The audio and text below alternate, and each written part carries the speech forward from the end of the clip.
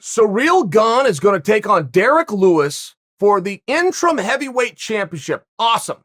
Do we all want to see that? Sure we do. Back up. There's a story here. How did we get here? I know you're all thinking that, right? I mean, this seems to be like the elephant in the room. How we got here is very simple. So let's enjoy the drama along the way, which is the back and forth going on right now between the manager of Ngannou and Dana. So Surreal fights over the weekend, right? Quick timeline. No, you know what? Let's back up even further. Ngannou wins the championship over Stipe. Ngannou goes to the press conference. Ngannou says, the only thing I want is to stay busy. Where does that statement come from?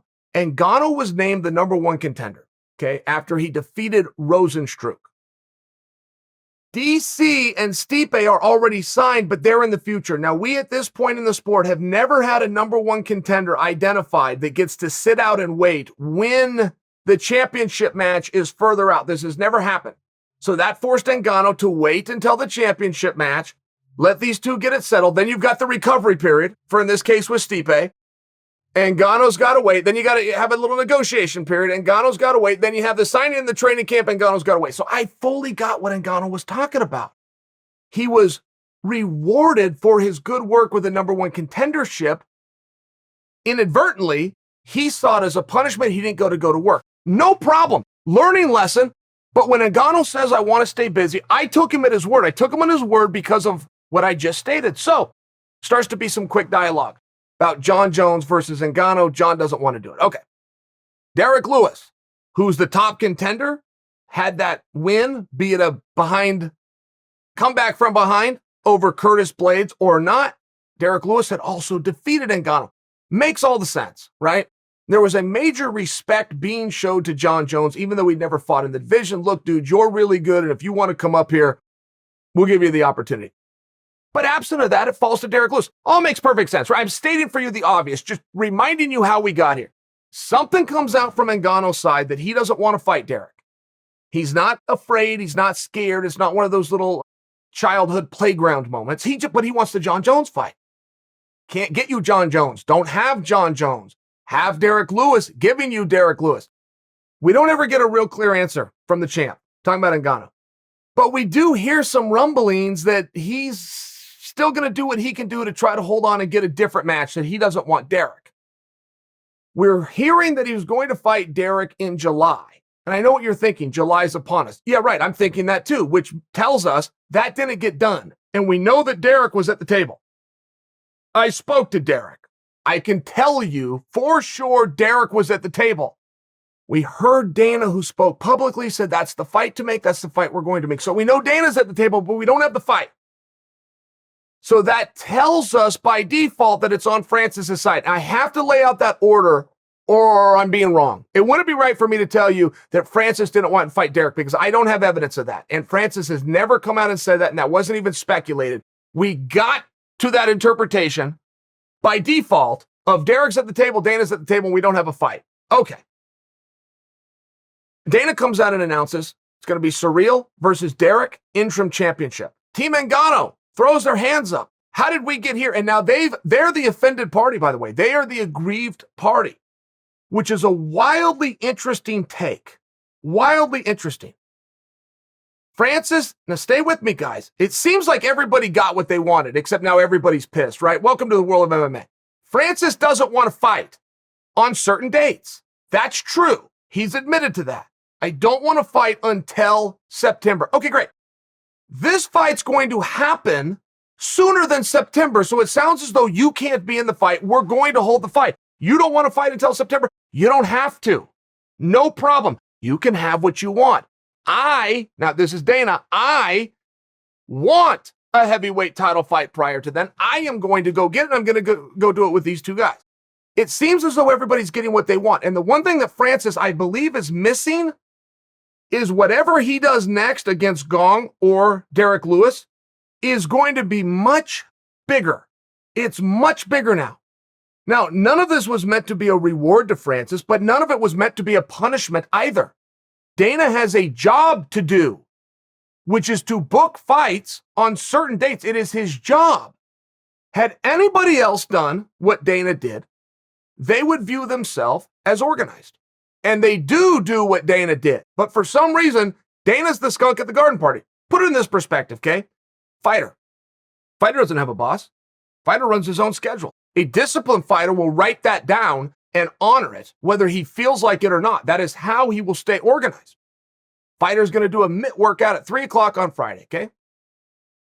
Fighter calls his coach. Now, Fighter lined up, Fighter wrote this down, Fighter planned to do it, but he went a little out of order. He hasn't yet told the coach. So he calls the coach on a Wednesday and he says, hey, 3 o'clock on Friday, meet me at the gym, do a mitt workout. Coach says, I can't do it. For whatever reason, it does not matter. I'm hurt, I'm sick.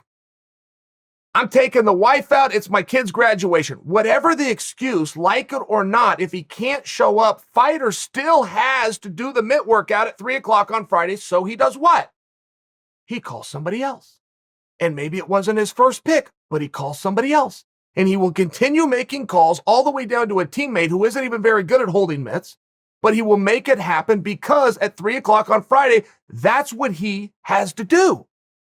It's the exact scenario that Dana had to go through. Exact.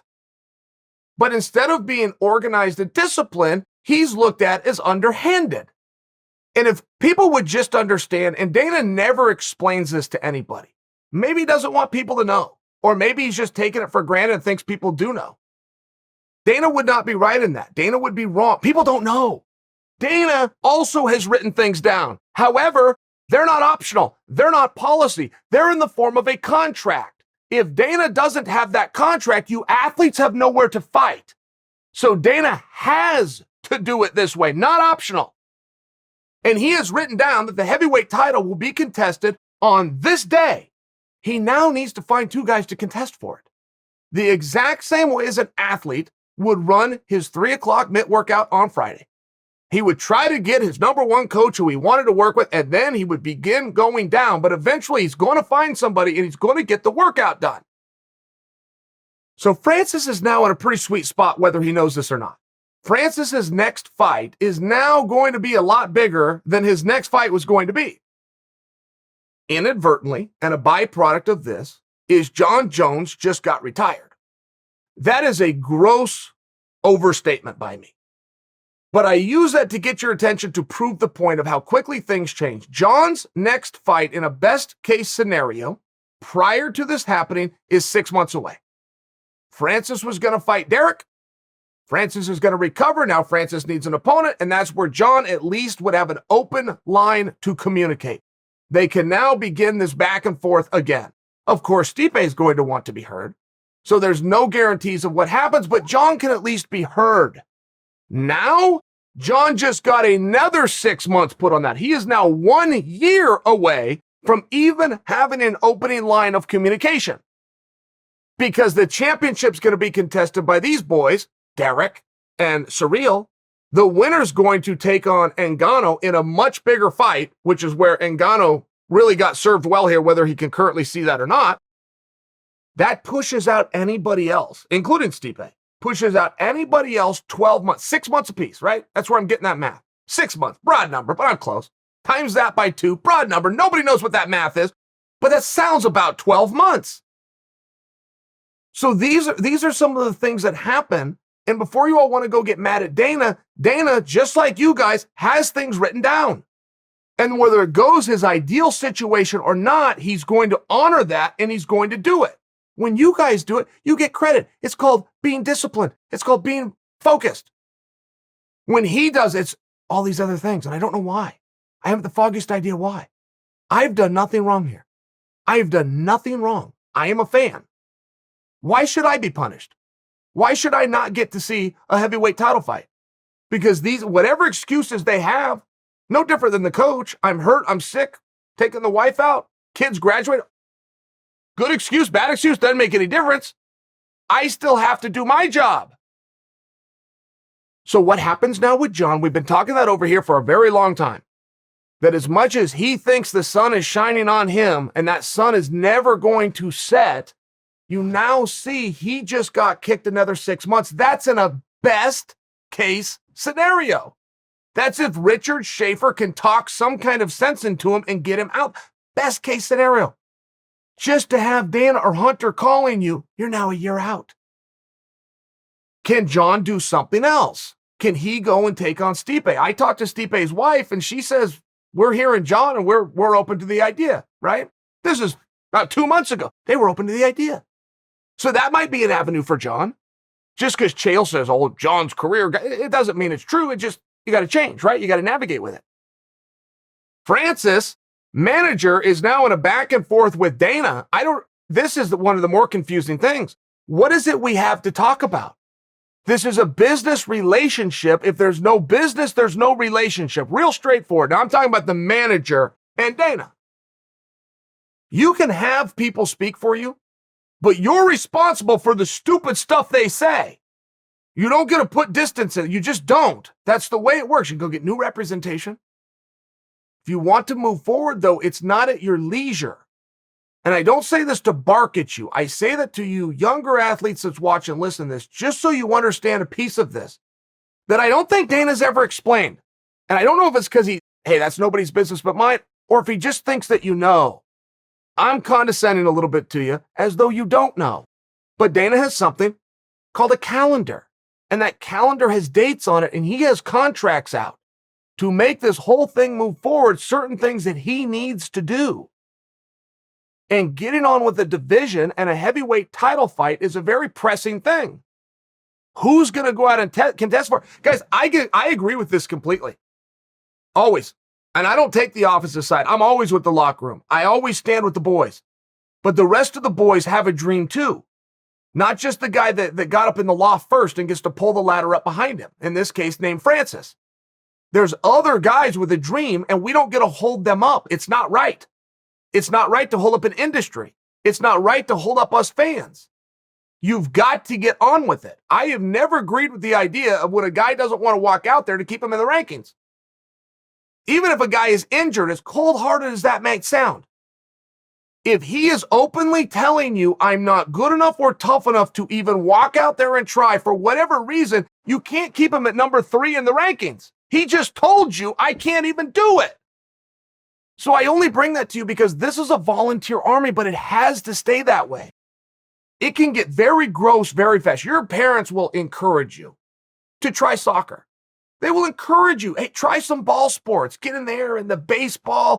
Get in there with the volleyball. Get out there and try. See how you like it. Throw some stuff at the wall. See how you like. Get on a horseback. All sorts of activities. See what you like. Your parents will never encourage you to go into fist fighting. They just won't. It's not one of those things you play. It's not one of those things that you get forced into. That's not right when that happens. It can't be true all the way up to the octagon. It has to be volunteer. And the best in the world in all sport has to do with a voluntary participation. That's where it starts. Who wants to do this? Who wants to enter the pool? Who wants to be in the field? You get your players, and then you find some kind of a competitive architecture to work it out so that you can have your rankings, so you can have your champion, your second place, your third place. This is the way it works. And if one guy, for whatever reason, and I don't begrudge Francis. Francis is in a beautiful spot. They didn't take Francis's belt away. They didn't strip the son of a bitch. I mean, his manager's out here talking like something bad happened to them. You said you don't want to fight till this date. Great, guess what?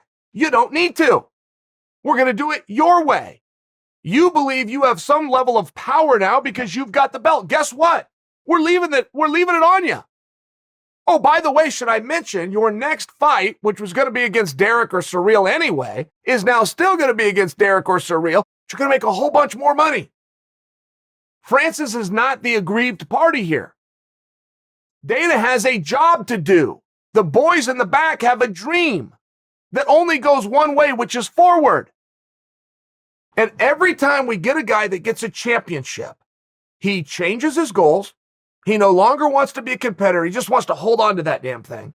Somebody gets in his ear that tell you got the power. You're holding the cards. They can't tell you what to do. They never could tell you what to do. That's a misconception. When you get a call from Dana, you got 3 answers. Yes, no, maybe. Yes means yes, no means no, and maybe means let me call you back. Real simple. Everything was above board here. Two guys that want to fight for the belt are going to fight for the belt on the day that they're supposed to contest the belt. If you don't want to be part of that field, don't. And in this case, the champ is not.